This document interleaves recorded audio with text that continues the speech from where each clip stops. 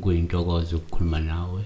uNkulunkulu akakulonde kubusise uphile uphumelele. Kama kuPastor Winningi sicela ukuthi wenze okubalulekile nokufanele ukuthi inamba isetshenziswe umuntu ongumlandeli wechannel. Uma ngikuthi wena uyena umlandeli wechannel, le namba ungayisebenzisi, ngiyacela.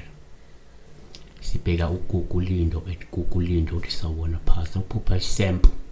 Isample, if I'm not mistaken, isitambu ngesizulu, sample in English, isitambu, yeah.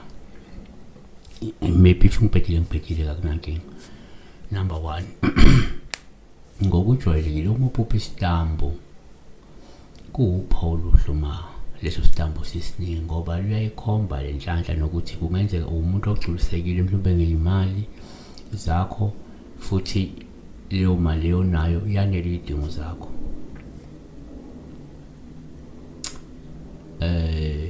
1 kuTimotheo 6 verse 8, kepha uma sinokudla nesambatho aseneliswe yikho. Yabo.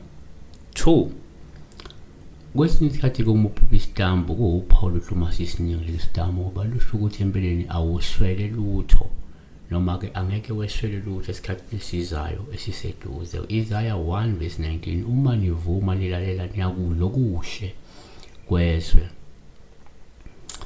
3, yenzeka uma uphupha isitambu kuba uphawu oluhle uma sisiningi olusho ukuthi unawo amandla futhi anele ukuthi ubasize abanye abantu.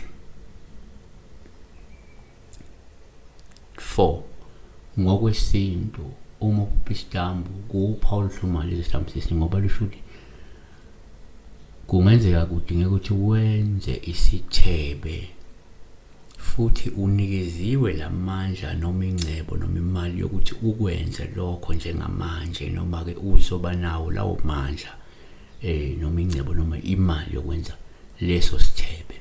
Yabona, ukuthi kwabanye into engavela ngoba kunomcimbi vele ozokwenzeka ekhaya ohlelwayo njengamanje, noma ungakahlelwa ukuthi ozokwenzeka maduze, noma hayi akwenziwe isithebe. Yabona.